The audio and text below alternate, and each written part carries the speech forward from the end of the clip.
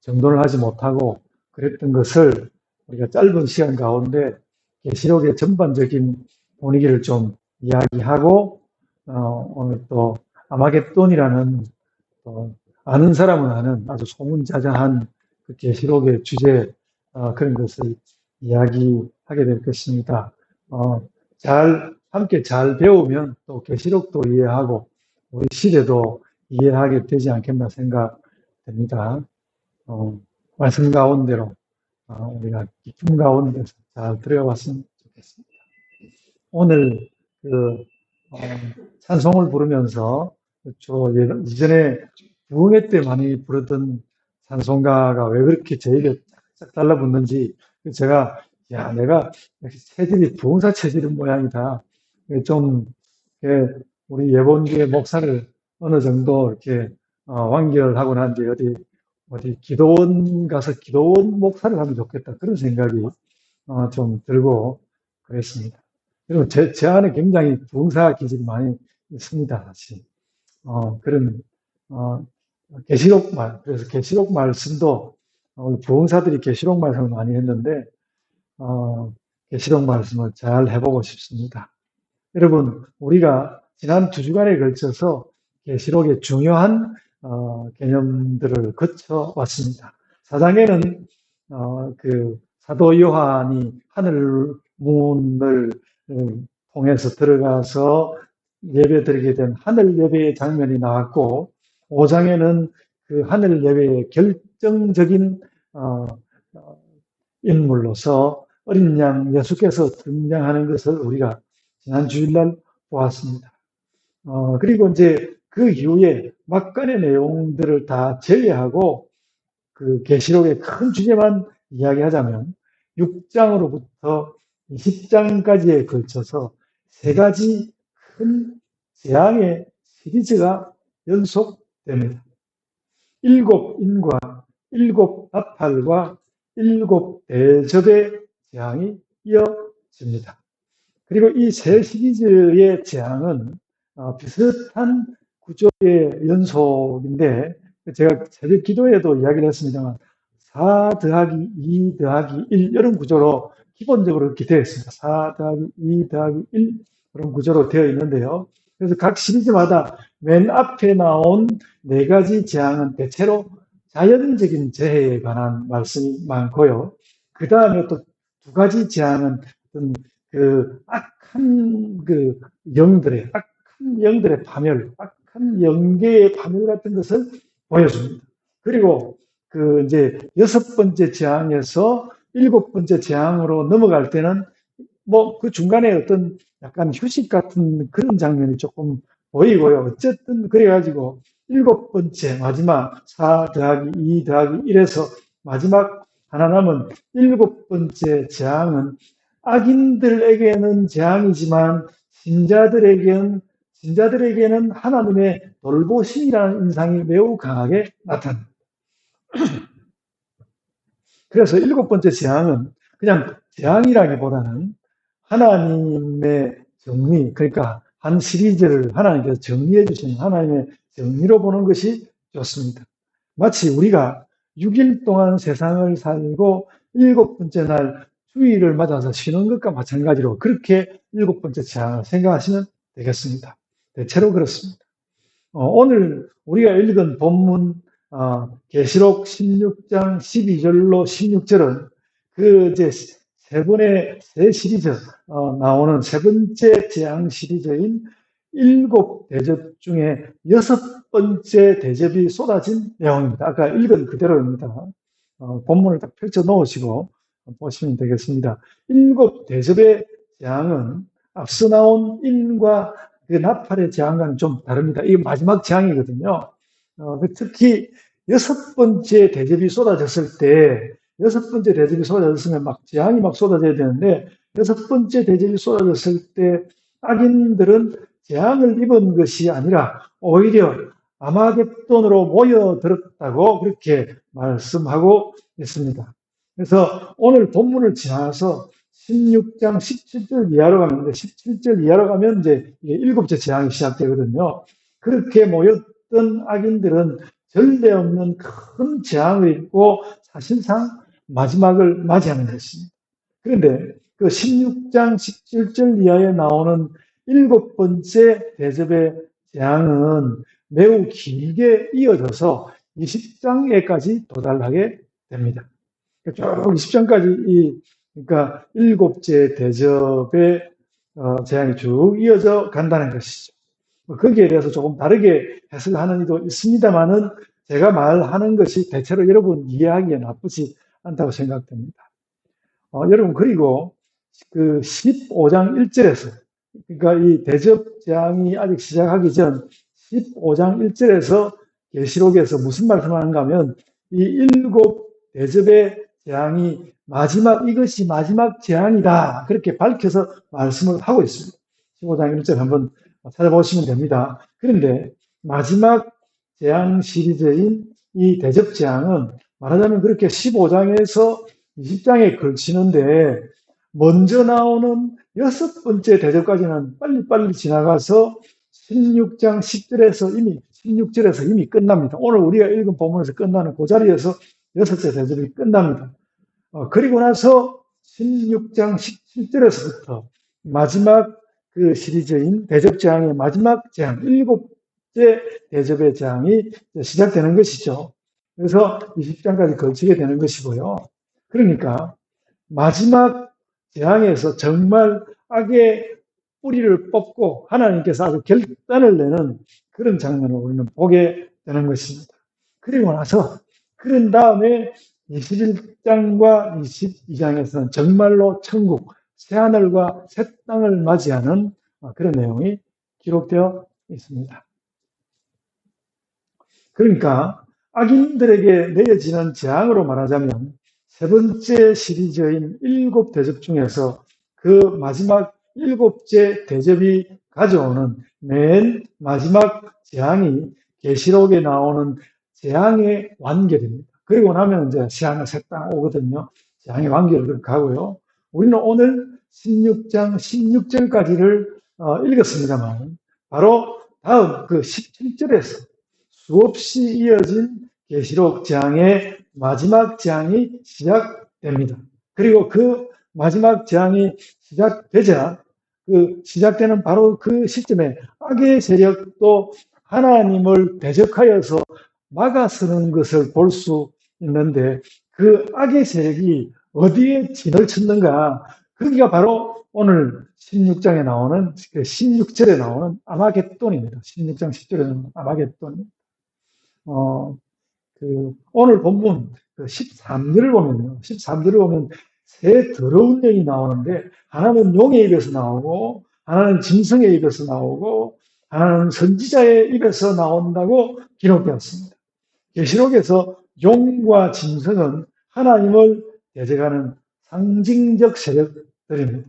그리고 인간 중에서 그들의 편의 선자들이 인간 그 악한 자들의 용과 짐승의 선지자들이 될 것입니다. 그러니까 용과 짐승과 그들의 선지자라고 하면 이 땅 가운데서 말할 수 있는 악의 세력 전체가 되는 것입니다. 악의 세력 전체가 되는 것입니다. 그리고 나서 본문 16절을 보면 이들에게서 나온 그 세 영이, 그러니까 그 모든 악한 세력에게서 나온 세 영이 아마겟돈의 왕들을 모았다고 말씀하였습니다. 그래서 여기서 말하는 이 왕은 결국 이 세 영이, 그러니까 악한 영이 동원할 수 있는 모든 다툼의 능력을 말하는 것으로 보입니다. 우리는 요즘 그 내란을 정리해가고 있는 중에 그들이 얼마나 악한 짓들을 하고 얼마나 많은 세력을 규합했는지 그걸 보면서 왔기 때문에 야, 이런 식으로 했겠구나. 이 마귀 사탄의 세력들이 그렇게 한다는 것을 우리는 알 수 있습니다. 그렇게 악의 세력이 진영을 짜고 하나님께 대적하게 되는데 거기가 어디인가? 바로 아마겟돈이라는 것입니다. 그러면 아마겟돈은 대체 어떤 곳이길래 성경에서 아마겟돈이라 말할까? 아마겟돈은 어떤 곳이고 어디에 있는가? 당연히 그렇게 물을 수밖에 없는데요.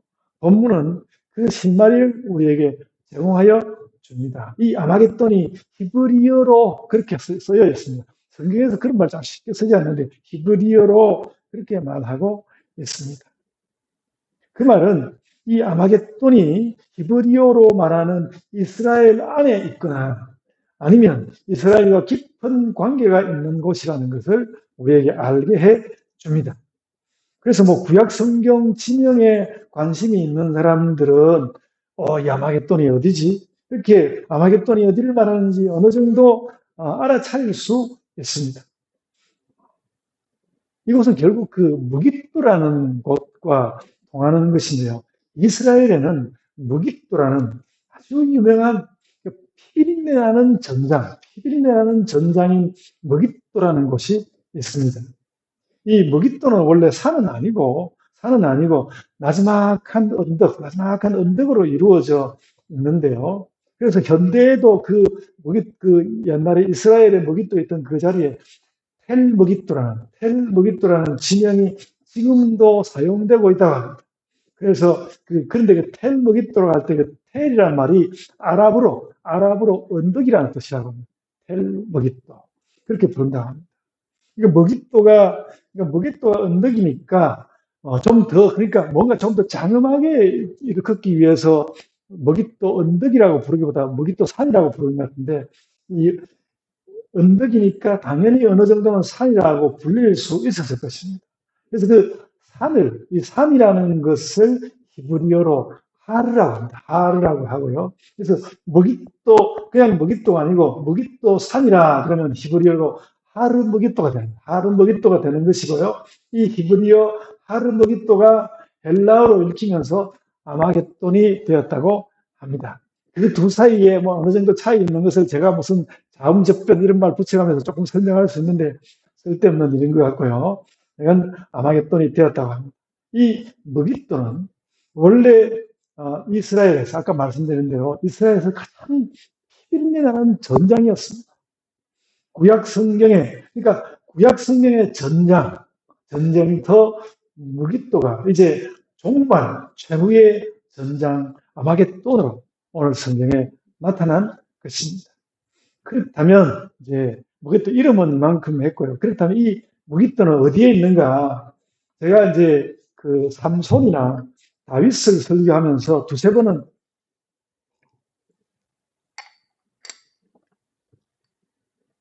이 지역을 말씀한 적이 있는데요. 원래 이제 이스라엘은 원래 남북으로 산맥이 쭉 이렇게 뻗어 있습니다. 남북으로 산맥이 쭉 뻗어 있어서 동과 서가 이렇게 통하지 않습니다. 동과 서가 통하지 않거든요. 그런데 유독 그 산맥이 내려오다가 아래로 내려가 가지고 그 산맥이 트인 지역이 한 군데가 있습니다. 산맥이 트여서 그래서 거기는 산맥이 아래로 가라앉았으니까 전체가 이제 동서가 통하면서 그곳이 어쩌면 계곡이 될 수도 있겠지만 꽤 넓은 땅이기 때문에 하나의 평원을 이루었습니다. 평원을 이루었는데 그 평원이 바로 이스라엘 평원이라는 것입니다. 이스라엘 평원이라는 것입니다. 그러니까 평원이니까 산악 지형이 아니고 동서가 트여 있을 거예요.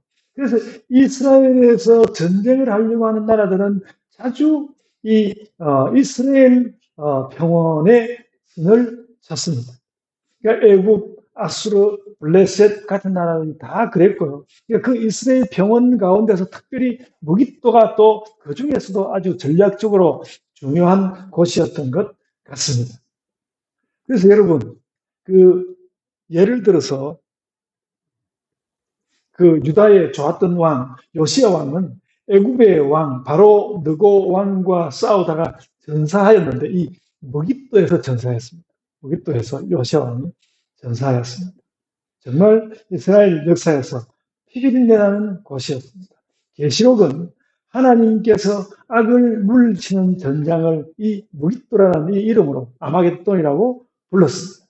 이스라엘은 무깃도에서 패배와 절망을 경험했지만 결국 거기서 막 무너지는 거거든요. 패배와 절망을 경험했지만 하나님께서는 무깃도, 즉 아마겟돈에서 결정적이고 최종적인 승리를 우리 신자들에게 안겨주실 것입니다. 아마겟돈이라는 이름에 대해서 설명을 했고요. 여러분, 이 아마겟돈의 승리는 그런데 단시간에 오는 것은 아닙니다. 이미 말씀드린 대로 이 아마겟돈의 승리 자체가 이 계시록의 기록 자체가 16장 후반부에서 20장까지 쭉 걸쳐서 나옵니다. 아마겟돈의 마지막 전투는 하나님께서 악을 멸하는 전투이기도 하지만 모든 그리스도인들이 불신과 악을 마주하여서 싸우는 전투이기도 한 것입니다. 그러니까 계시록은 우리가 불신과 악에 맞서는 최후의 전장에 서 있다. 그러니까 아마겟돈의 그 왕들이 그 진을 쳤다는 것은 우리도 그 맞은편에 그리스도인들도 그 맞은편에 진을 쳤다는 말씀인 것입니다. 그렇다면 여러분, 이 아마겟돈 전쟁은 이 아마겟돈 전쟁을 그렇기 때문에 우리 모든 그리스도인들이 해야 하고요. 또 그런 신자들에게 하나님은 그리고 예수님은 우리에게 무슨 말씀을 하실 것 같습니다. 이렇게 이제 전장에 서 있는 우리에게 하나님은 예수님은 무슨 말씀을 하실 것 같습니까? 오늘 본문 15절 말씀이 그에 대한 답을 줍니다. 하나님 무슨 말씀을 하실까? 15절, 오늘 본문 15절 보십시오. 보라, 내가 도둑같이 오리니 누구든지 깨어 자기 옷을 지켜 벌거벗고 다니지 아니하며 자기의 부끄러움을 보이지 아니하는 자는 복이 있도다. 이 마지막 아마겟돈 전쟁을 맞이하는 신자들에게 예수님은 이 말씀을, 성경은 이 말씀을 하고 있습니다. 이 말은 많은 부분 복음서의 종말론과 같죠. 일단 깨어있으라 라고 하고요. 또 깨어서 뭐 이렇게 옷을 벌거벗고 다니지 말아라 하는 이 이야기는 신자의 정체성을 지키라는 것이죠. 신자답게 살아라. 깨어서 신자답게 살아라. 깨어서 참 신자로 살아라. 이런 말이 좀 격하기는 하지만 별로 내용 없는 말처럼 들릴 수도 있습니다. 그러나 본문에 나온 이 깨어서 참 신자로 살아라는 이 말은 아주 계시록의 특성을, 그러니까 마지막 우리의 그 성경의 마지막 책임 그리고 묵시적인 말씀을 하는 계시록의 특성을 아주 잘 보여주는 말인 것 같습니다. 계시록은 말하자면 어떤 그 바울 사도가 막 노력했던 신자의 성품 같은 거 그렇게 세세히 밝혀서 말하지 않습니다. 그런 거 말하는 편이 아닙니다. 계시록에서는 신자와 불신자가 부딪히고 선과 악이 충돌하고 하나님께서 사탄을 물리치는 내용으로 되어 있습니다. 계시록은 신자의 특성을 많이 말하는 것이 아니라 오직 신자가 되고 불신자가 되지 말라는, 불신자를 닮지 말라는 말로 가득합니다. 굉장히 이제 표를 내거는 막 슬로건을 갖다 거는 그런 형식의 내용으로 되어 있다는 것이죠. 그래서 여러분, 우리는 참 신자가 되기 위하여서 성령의 9가지 열매를 맺을 수도 있고 예수님의 팔복에 특별한 관심을 가질 수도 있습니다. 그럴 수 있습니다. 그래야 합니다. 그러나 계시록은 그 모든 내용을 우리가 내면적으로 가지고 수용하면서 오직 한 가지 참 신자가 되는 것을 강조하고 있다는 것입니다. 너희가 깨어서 참 신자가 되어라. 마지막 때를 맞이하면서 깨어있으라. 이것이 아마겟돈 전장에 서 있는 신자들을 향한 하나님의 요청입니다. 여러분, 사람들은 세상에서 누구나 고만고만한 잘못을 저지르면서 삽니다. 우리 신자들도 거기에서 별로 벗어나지 못합니다. 그러나 그렇다고 해서 우리에게 신자답게 살아야 할 책임이 없는 것은 아닙니다. 신자답게 살아야 할 책임은 늘 있는 것입니다. 늘 뭔가 잘못하는 것도 있지만 그래도 늘 신자답게 살아야 할 책임이 우리에게 있다는 것이죠. 저는 오늘 본문 말씀의 의도를 따라서 신자답게 사는 것이 무엇인지 여러 항목으로 설명하지 않겠습니다. 그냥 단 한마디 명령을 우리가 들어야 한다는 것입니다. 너희는 깨어서 신자답게 살아라. 여러분, 요즘 한국 기독교는 세상으로부터 매우 비판적인 눈총을 많이 받는 것 같습니다. 그래서 뭐 기독교인이 아닌 사람들은 막 이런데 어디 그 논평한 데 나와가지고 막 아주 기독교 전체가 잘못돼가지고 아주 악의 구렁텅이에 빠진 것처럼 이렇게 이야기하는 사람이 있을 정도 기독교 교회의 상징과 같았던 극동방송국, 특별히 보수교단의 그 상징 같은 그 방송국 아닙니까? 극동방송국과 여의도 순복음교회가 내란 무리와 관련이 있다는 혐의로 그 특검에 압수수색을 받았습니다. 극동방송 지사장 김장한 목사는 범죄 행위와 관련된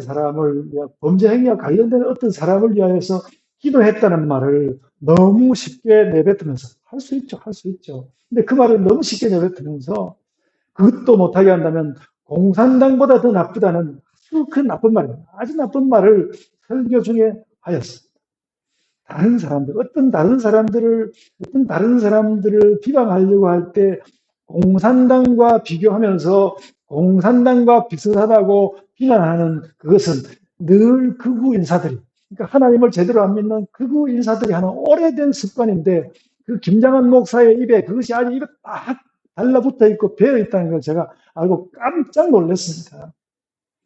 그래도 뭐 연세 있으시고 어린 시절, 젊은 시절 참 그 본받을 부분이 많다는 생각만 하였는데 그렇게 볼 일이 아니라는 것을 새삼스럽게 느꼈습니다. 아마도 끝내 김정한 목사나 순복음교회 이영훈 목사가 내란과 관련되었다는 결론이 저는 나오지는 않을 거라고 생각합니다. 뭐 어떻게 하다 보니까 좀 결부된 것이지 이렇게 될 거라고 그렇게 생각하고 있습니다만, 그러나 기독교를 대표할 수도 있는 이런 인사들이 참 신자답게 말하는 법을 잊어버린 것 같습니다. 왜 그 입을 열어서 예수를 이야기하지 못하고, 왜 하나님을 이야기하지 못하고, 은혜를 이야기하지 못하고, 그것들이 공산당 이야기를 하는 것입니다. 아무리 우리나라가 레드 컴플렉스가 있다고 한다 할지라도. 그래서 단핵 과정에는 정광훈 목사가 우리를 부끄럽게 하였는데, 이제 원로 목사들이 우리를 다시 부끄럽게 하고 있는 것입니다.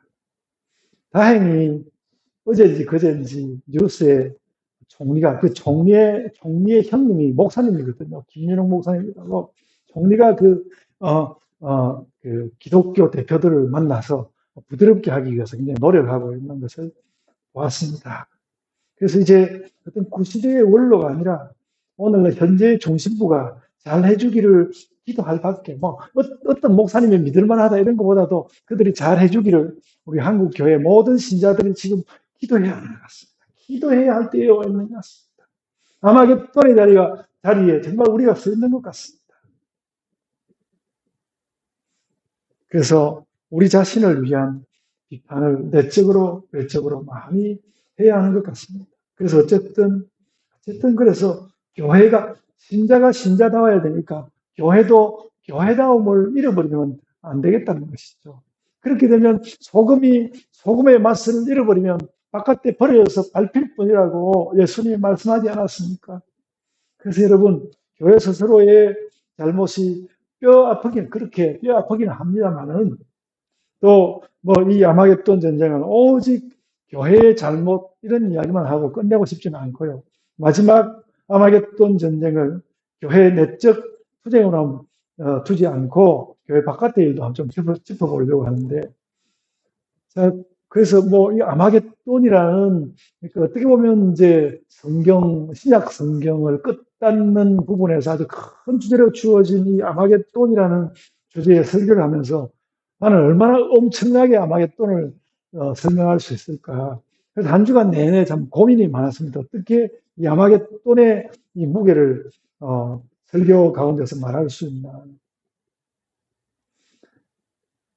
여전히 좀 별로 자신이 없지만 그래도 한 가지 이야기를 하고 싶습니다. 저는 지금 세계 속에 가득한 패권주의가 이제 가장 무서운 적으로 보입니다. 요즘 국제적으로 미국의 관세 요구가 큰 이슈가 되고 있습니다. 얼마나 또 무례한지. 우리나라의 그 외무장관이 뭐 나가려고 하고 있는데 전화 와가지고 오늘 못 만난다고, 그런 식의 무례한 그런 일도 벌이면서 하고 있는데 그들이 뭔가 하면 지금 그들은 뭐 잘 사는 것보다 패권을 잡고 무엇인가 그 우위를 점해가지고 이 자기들보다 더 작은 나라에서 돈을 쓸어가는 여기에 어, 전력을 기울이고 있죠. 그래서 그 미국의 관세 요구가 큰 이슈가 되고 있습니다. 그래서 그 세금을 무기로 전 세계 국가들에게 미국에 투자하라. 뭐 일본은 벌써 한 5천억 달러 정도를 이렇게 투자하기로 약속을 했다고 하지 않습니까? 우리 보고는 뭐 4천억 달러 하라고 하고 있는데, 예, 뭐 대통령과 온 나라가 그 힘을 기울일 수밖에 없는 그런 형편이 되었습니다. 근데 이렇게 일어나는 모든 일의 배경에는 트럼프라는 대통령이 그 사람이 좀 아주 해괴한 사람이기는 하지만은 그런 것보다도 이 배경에 무엇보다도 미국의 패권주의가 있다는 거죠. 어쨌든 우리가 세계 1등이다. 미국의 패권주의가 있는 것 같습니다. 그런 가운데서 뭐 일본은 좀 나름대로 뭐 괜찮은 편이었다고 말도 하지만 그들도 얼마나 속앓이를 하고 있는지는 모르겠습니다. 우리나라도 어려울 것입니다. 안팎이 시끄럽습니다. 그래서 미국은 어쨌든 중국에게 패권을 뺏기지 않겠다. 그게 요즘 그들의 가장 중요한 관심사인 것 같습니다. 뭐, 그 중국은 마찬가지로 중국이 이제 늘 중국은 뭐 1대1노라는 말을 하면서 미국보다도 앞서가지고 엄청 여러 가지 노력을 하고 뭐 달에다가 우주선을 띄우고 여러 가지 일들을 하고 있지 않습니까? 그러고 있는데 여러분, 이러는 중에 그 우리 대통령이 북극 항로에 대해서 관심이 굉장히 많더라고요. 북극 항로. 그 관심을 가지는 것. 이것도 패권주의가 굉장히 깊이 연루되어 있다고 생각합니다. 여러 패권 국가들 사이에서 우리가 그러니까 중국, 러시아, 뭐 미국 하는 이 패권 국가들 사이에서 우리 그러니까 부산이 앞으로 부상할 거라는 그런 이야기를 하죠. 이 패권 국가들 사이에서 어떤 지정학적인 이점을 보려고 하는 거죠. 우리는 뭐 패권을 가지기에는 작은 나라이죠. 작은 나라이지만 그러나 우리가 적어도 북극에서는 우리가 패권이든지 패권 비슷한 것을 가져야 되겠다는 생각이 대통령에 굉장히 많은 것 같고 우리 정부가 지금 거기에 엄청난 그 힘을 기울이고 있을 거라고 생각합니다. 그런데 어쨌든 우리나라는 뭔가 좀 그런 패권이라는 이익 말고도 뭔가 좀 그 바른 무엇으로 여기에 나아갔으면 좋겠다. 온전히 그렇지는 못하다 할지라도 그런 생각은 그냥 목사로서 합니다. 여러분이 북극항로라는 것이 그 북극에는 얼음이 얼어 있어야 되는데 그 얼음이 다 녹아버리고 그 북극항로라는 것이 온난화로 인하여서 지구가 기후의 파국을 맞으면서 얻게 되는 아주 슬픈 기회입니다. 슬픈 아주 무서운 기회거든요. 무서운 기회. 그러니까 그 북극항로가 열려가지고 거기를 너무 뜨겁게 해버리면요. 이 지구가 통째로 그냥 물에 빠져버릴지도 모르는 것이죠. 굉장히 많이 돌아봐야 하는 그런 것인데 그렇게 지구를 망치게 되면서 얻는 기회인 만큼 기회 말고 어떤 부끄러움과 위기에 시선이 갔으면 좋겠습니다. 전에 뭐 우리 이야기하고 그런 이야기 했지만 저희가 미국에 가서 1년 살아봤는데요. 미국 사람들이 얼마나 낭비를 하는지 모릅니다. 전기도 막 펑펑펑펑 쓰고 기름값도 얼마나 싸고 그러는지 얼마나 낭비하는지 모르는데 그들이 그런 부끄러움을 알아야 됩니다. 딴 나라에 가서 막 한국에 돈을 끌어오고 일본에 돈을 끌어오는 것이 아니라 그들이 얼마나 부끄러운 짓을 하고 있는지 알아야 하고 미국의 기독교인들이 그 일에 앞장서야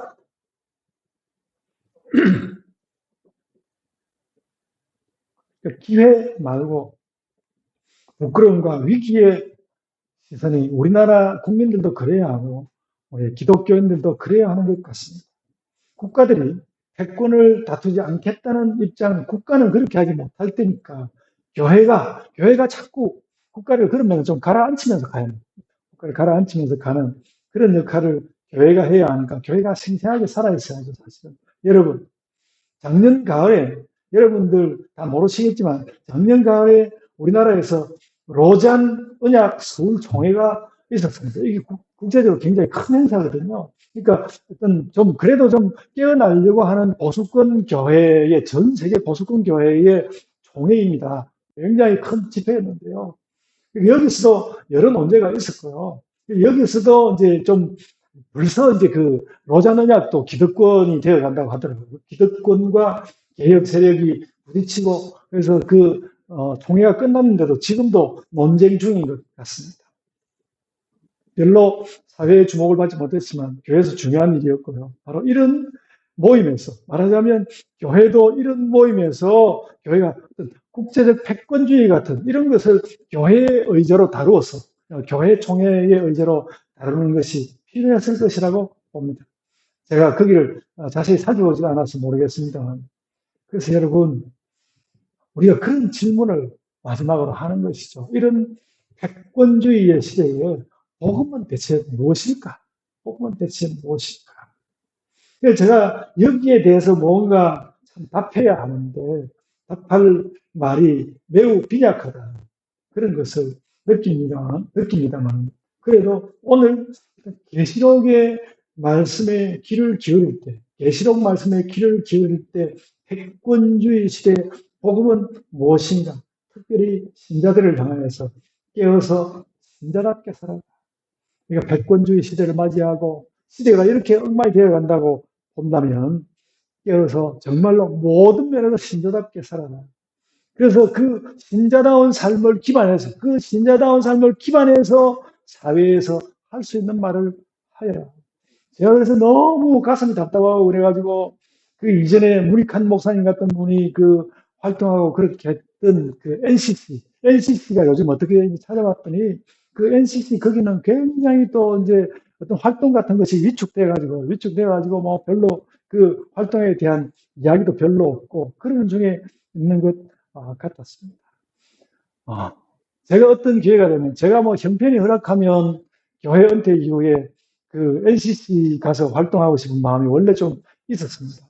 있었는데 여하간 그런 것이 지금 매우 답답한 지경에 있는데 어쨌든 교회가 정말 믿음이 있고 또 성경이 말씀하는 대로 세상 가운데서 선하게 살고 그렇게 하다가 그것을 기반으로 해서 이전에 문익환 목사님은 그런 분들은 그런 걸 했거든요. 그런 걸 해서 했단 말이죠. 근데 그런 것이 오늘날 좀 잘 이루어지지 못하는 그런 부분이 있어서 마음이 답답한 것이죠. 그래서 신자다운 삶을 기반해서 사회에 할 수 있는 일들을, 할 수 있는 말들을 하라. 이것이 바로 마겟돈 전쟁에 들어와 있는 우리가 가져야 하는 마음가짐인 것 같습니다. 여러분, 저는 오늘 이 아마겟돈이라는 아주 장엄한 그 전쟁에 대해서 말씀한 후에 어떤 장엄한 결론을 내려야 할지 몰라서 한 주 내내 망설였습니다. 오늘 아침까지도 그런 장엄한 결론은 제가 찾지 못했고요. 아주 소소한 생각 하나가 저를 스쳐 지나갔습니다. 한국 교회가 사회를 향하여서 한국 교회가 사회를 향하여서 희생하는 형의 자리를 가졌으면 좋겠다. 제가 아까 그 총리가 교회 대표들을 만난 거 이야기했는데 그 장면을 볼 때는 총리가 형이지 교회가 형인 것 같지 않더라고요. 총리가 오히려 목사들을 달래고 있는 것 같고 그들 나중에 물론 또 이제 정치인들은 나중에 표를 얻어야 되니까 그렇게 할 수밖에 없지 않습니까? 근데 여하간 총리가 형인 것 같고 교회는 동생인 것 같은 그런 느낌이 들었습니다. 여러분, 제가 그 말씀을 드리지 않습니까? 가인이 자기 동생 아벨을 죽이고 나서 하나님께서 너 동생 어디 있냐 그러니까 뭐 제가 동생을 지키는 자입니까? 그렇게 말하지 않았습니까? 그것이 말하자면 그 이 땅 가운데서 자기 역할을 하지 않는 자들의 말투죠. 저는 그 김장한 목사님의 막 공산당하고 다를 바가 없이 그 말이 이 가인의 이 말하고 너무 닮았다는 생각이에요. 우리가 뭐 동생을 지키는 자입니까? 그렇게 말하는. 근데 하나님의 아마겟돈에 관심을 모으고 있는 우리에게 오늘 성경이 하시는 말씀이 그것인 것 같습니다. 아마겟돈의 전장에서 너희 신자들은 희생적인 형이 되어서 사회를 지켜라. 그리고 복음으로 나아가. 이것이 오늘 제 아마겟돈 전쟁에 대한 결론입니다. 아마겟돈 전쟁을 보면서 제가 여러분에게 드릴 수 있는 결론. 여러분, 우리가 우리가 스스로 작다고 위축되지도 말고요. 위축되지도 말고 또 조금 나아진다고 해서 오만하지도 말고요. 희생하는 형처럼, 희생하는 형처럼 우리 시대 아마겟돈 전쟁을 우리가 감당해 냅시다. 그래서 오만하거나 찌질한 형이 아니라, 오만하거나 찌질한 형이 아니라 겸손한 형으로서 우리에게 닥친 우리의 아마겟돈 전쟁을 잘 감당하여 냅시다. 아멘. 자, 기도하겠습니다. 주님, 교회가 안팎 어려움이 많고 또 우리가 부끄러움도 있는데 아버지 하나님, 저희가 그 부끄러움을 한없이 저희 안으로 받아들이면서 세상 가운데 나아가서 또 주님의 일꾼으로서 복음을 가지고 세상 가운데 서서 정말 그 내가 복음을 가지고 선 자리가 아마겟돈의 그 자리인 것처럼 그곳에서 우리가 깨어있고 깨어서 정말 세상을 향하여서 무엇인가 참 그 형 같은 모습으로 서서 교회가 무엇을 할 수 있을지 우리가 날마다 그 일을 기도하고 날마다 그것을 묵상하고 날마다 우리의 갈 길을 찾는 우리 교회가 되게 하여 주옵소서. 한국 교회와 온 세계 교회가 각성케 하여 주시고 오늘 온 세계를 이렇게 어지럽게 떠들썩하게 만들고 있는 미국 교회의 신자들도 그들도 말할 수 없이 그 후에 빠져가고 있다고 하는데 주님, 그들도 그들의 자리를 돌려서 정말로 아마겟돈의 자리에서 오늘 아마겟돈 이 자리에서 기독교인들이 무엇을 해야 하는지 뜨거운 마음으로 크게 회개하는 마음으로 우리의 자리를 만들어가고 생각하는 그런 일들이 온 세계 교회 가운데 일어나게 하여 주옵소서. 이 일을 잘 감당하지 못하면 그리스도의 뜻을 얼마나 세상 가운데서 그르칠지 우리가 생각하며 그 일에 대해서 깜짝 놀라고 화들짝 놀라서 우리가 바른 신자, 참된 신자, 깨어서 참된 신자로 살아가고자 하는 그런 마음 가운데 결심이 우리 가운데 넘쳐나게 하여 주옵소서. 그 결심 가지고 우리의 삶대로 나아가며 우리의 예배에 나아가며 또한 우리의 모든 신자로서의 삶에 저희들이 나갈 수 있게 하여 주옵소서. 저희들의 그러한 삶으로 아버지 하나님 영광을 받아 주옵소서. 감사하옵고 예수님 이름으로 기도드리옵나이다. 아멘.